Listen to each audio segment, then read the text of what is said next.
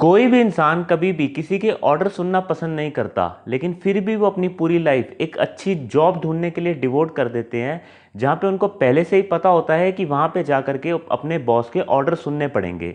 ऐसा एक इंसान क्यों करता है? वो अपनी कुछ नीड्स के अकॉर्डिंगली फंक्शन करता है और लाइफ में वो वाली चॉइसेस लेता है और डिसीजन मेकिंग करता है जैसी वो अपनी नीड्स को प्रायोरिटी में रखता है। तो यस, एक ह्यूमन की 6 नीड्स होती हैं जिसको टोनी रॉबिन्स ने अपनी बुक में डिस्कस किया था। उस नीड्स के बारे में आज हम बात करेंगे। तो फर्स्ट ऑफ ऑल हमारी एक नीड होती है सर्टेनिटी। सर्टेनिटी का मीनिंग ये होता है कि हमें पता हो कि क्या होने वाला है, यानी कि हम अपनी लाइफ में सेफ और सिक्योर फील कर सके। इसी वजह से काफ़ी सारे लोग आप देखोगे कि सिर्फ गवर्नमेंट जॉब लेने के लिए ही अपनी पूरी लाइफ डिवोट कर देते हैं, यानी कि 2-3 साल घर बैठकर सिर्फ गवर्नमेंट जॉब की तैयारी करते हैं। उसका बेसिक सिर्फ यही होता है कि उनको लाइफ में सर्टेनिटी चाहिए, यानी कि एक ही मतलब उनको गारंटी होनी चाहिए कि लॉकडाउन आ जाए, कोरोना वायरस आ जाए, कुछ भी हो जाए, हम कभी भी फाइनेंशियली सफ़र नहीं कर सकते क्योंकि हम गवर्नमेंट के भरोसे हैं। तो इस वजह से बहुत सारे लोगों की जो प्रायोरिटी नीड होती है वो सर्टेनिटी होती है। सर्टेनिटी एक अच्छी चीज़ है, हर इंसान को लाइफ में सर्टेनिटी थोड़ी बहुत तो चाहिए होती है। लेकिन क्या अगर आपको सब कुछ पता हो कि आगे क्या होने वाला है, तो उससे आप बहुत बोरियत हो जाएगी आपको, और आप आगे का मतलब आप अपनी लाइफ को एंजॉय नहीं कर पाए। यहाँ पे हमारी सेकंड नीड आती है अनसर्टेनिटी। अब फर्स्ट नीड थी सर्टेनिटी, सेकंड नीड है अनसर्टेनिटी। अनसर्टेनिटी का मीनिंग क्या होता है? मतलब कि हमें सब कुछ पता हो, हम ये भी नहीं चाहते। हम ये चाहते हैं कि हमारी लाइफ में सरप्राइजेस हो, यानी कि अनएक्सपेक्टेड चीज़ें हमें बहुत अच्छी लगती हैं। Other than what we call problems. Problems life में किसी को भी पसंद नहीं होती, लेकिन उसके अलावा अनएक्सपेक्टेड सरप्राइजेस या इंजॉयमेंट, अनप्लान ट्रिप, ये सबको पसंद होती है। इस वजह से हमें वैरायटी जो है अपनी लाइफ में बहुत पसंद होती है। अगर आप एक आइसक्रीम खाना पसंद करते हैं तो वो आप रोज़ नहीं खा सकते, आपको कुछ ना कुछ उसमें चेंज करना या डिफरेंट चीज़ें ट्राई करना बहुत ज़रूरी है।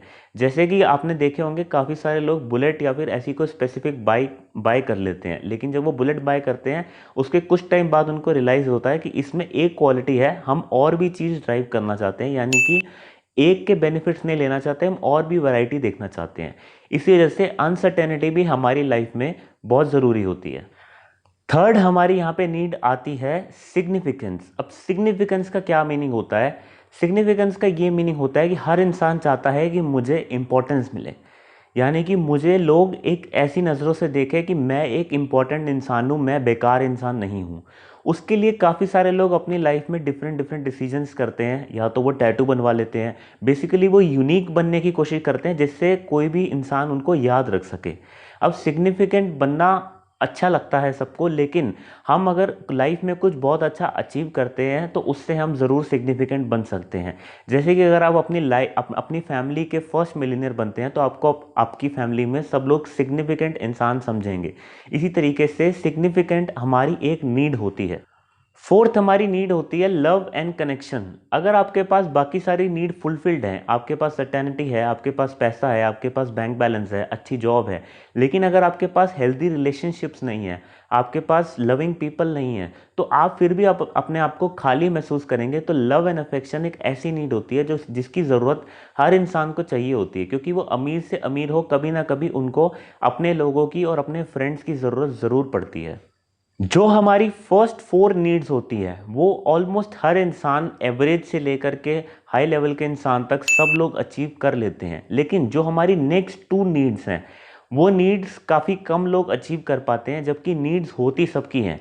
इसी वजह से वो हेल्दी डिसीजंस लेकर के, अच्छे डिसीजन लेकर के सक्सेसफुल होने के बावजूद भी अपने आप को डिससेटिस्फाइड महसूस करते हैं। वो इस वजह से होता है क्योंकि वो ये वाली नीड्स को कभी भी अचीव नहीं कर पाते, कभी भी फुलफिल नहीं कर पाते। तो अब हम बात करने वाले हैं 2 मेन नीड्स की, जो कि इन 4 नीड से सबसे ऊपर रहती है। तो हमारी फिफ्थ नीड है यहाँ पे ग्रोथ। ग्रोथ से हमारा मीनिंग है कि हम ग्रो करते रहे, आगे बढ़ते रहे। जैसे कि बहुत सारे लोग जो होते हैं वो अपनी लाइफ में ग्रोथ करते हैं 25-30 की एज तक। उसके बाद उनकी लाइफ में एक स्टेबिलिटी आ जाती है। वो स्टेबिलिटी कुछ साल तो अच्छी लगती है, बट उनकी लाइफ में कुछ ग्रोथ नहीं होती तो भी वो डिससेटिस्फाइड फील करते हैं, क्योंकि आप कुछ एक्साइटिंग नहीं कर रहे, आप कुछ ग्रो नहीं कर रहे, तो आप सेम ही फील करेंगे हमेशा। इस वजह से आपको ऐसा फील होगा कि हाँ, हमारी लाइफ क्या है, वो रुक सी गई है, या फिर हम डेड बॉडी की तरह फील करेंगे कि हम ग्रो नहीं कर रहे, हम आगे नहीं बढ़ पा रहे। तो लाइफ में कंसिस्टेंटली ग्रो करते रहना ज़रूरी है। इससे नहीं फ़र्क पड़ता कि आपकी एज कितनी है। अगर आप ओल्ड एज में भी पहुंच चुके हैं तब भी आपको अपनी नॉलेज इंक्रीज़ करना या फिर अपने आप को खुश रखना, ये सब चीज़ें ग्रो करने में ही आती हैं। तो एक इंसान को हमेशा ग्रो करते रहना चाहिए। कहते हैं secret of living is giving. तो हमारी सिक्स्थ नीड यहाँ पे ये आती है कंट्रीब्यूशन। अब ये एक ऐसी नीड होती है जिस पे लोगों को लगता है कि हमें इसकी क्या ज़रूरत है, लेकिन इंटरनली आपके सोल को, एक इंसान को इसकी बहुत ज़रूरत लगती है। क्योंकि आपने जो अपनी लाइफ में जो भी अचीव किया, अगर आप सोसाइटी को कुछ कंट्रीब्यूट नहीं कर पा रहे, आप किसी की हेल्प नहीं कर पा रहे, तो आप उतने सेटिस्फाइड नहीं हो सकते जितने सेटिस्फाइड आप किसी की हेल्प करके होंगे। इसी तरीके से जितने भी लोग अपनी लाइफ में कुछ अचीव करते हैं, वो बड़े लेवल पे पहुंच जाते हैं, तो वो कोशिश यही करते हैं कि वो किसी ना किसी को हेल्प कर सके किसी भी तरीके से। सिर्फ रिच का एक स्टेटस ले लेने से कोई इंसान खुश नहीं हो सकता। अगर आप अपनी लाइफ में प्रॉस्पर कर चुके हैं तो आप बहुत सारे उन लोगों की हेल्प कर सकते हैं जो लाइफ में आपसे नीचे हैं, या जो जिनकी आप हेल्प करके आप उनको ऊपर ला सकते हैं। हमारे आसपास ऐसे लोग हमेशा होते हैं जिनको फाइनेंशियली, फिजिकली, मेंटली कोई ना कोई हेल्प की ज़रूरत होती है।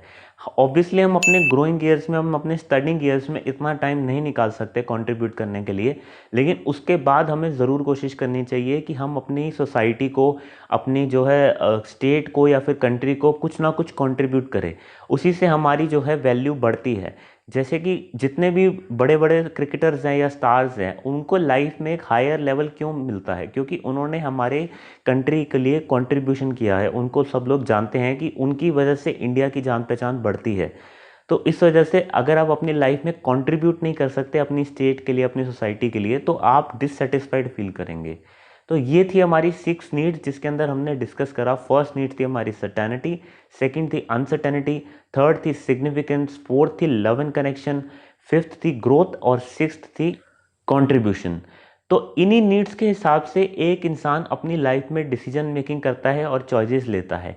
यानी कि जिस इंसान के लिए सर्टेनिटी नीड ऊपर है, वो अपनी लाइफ में लेस रिस्की डिसीजन लेगा। यानी कि उसके जो लाइफ में डिसीजंस रहने वाले हैं वो ज़्यादा रिस्की नहीं होंगे, वो बहुत सेफ प्ले करेगा। वो एफडी में पैसा लगाना पसंद करेगा क्योंकि उसको रिस्क लेना लाइफ में पसंद नहीं है। और वो जॉब लेना पसंद करेगा क्योंकि उसको पता है कि अगर मैं अपना बिजनेस खोलूंगा तो ऐसी कोई भी सिचुएशन आ सकती है, कोरोना वायरस जैसी, जिस वजह से मेरा बिजनेस खत्म हो जाएगा और मैं अर्निंग नहीं कर पाऊंगा, उसमें रिस्क ज़्यादा है। तो अगर हम सर्टेनिटी को ऊपर रखते हैं तो हम रिस्क कम लेते हैं। इसी तरीके से जिस इंसान को सिग्निफिकेंस ज़्यादा पसंद होती है तो उसको उसके हिसाब से अपने आप को यूनिक बनाने में वो ज़्यादा मेहनत करते हैं रैदर देन अपनी सिक्योरिटी के पीछे भागने से। और इसी तरीके से जिसके लिए लव एंड अफेक्शन ज़्यादा ज़रूरी होगा, वो हेल्दी रिलेशनशिप्स को ज़्यादा इंपॉर्टेंट देगा rather than money and all other material things को। तो आई होप सो आपको ये समझ आया होगा कि किस तरीके से हम अपने लाइफ में डिसीजन मेकिंग करते हैं। ये आप खुद भी एनालाइज कर सकते हैं कि आप किस नीड को अपनी लाइफ में आप तक ऊपर रख के चल रहे थे और अब आप किस नीड को आगे आप प्रायोरिटी रखना चाहते हैं, ताकि आप उस हिसाब से अपनी लाइफ में डिसीजन मेकिंग कर सके और आगे ग्रो कर सके। I hope so you like the video. Thank you for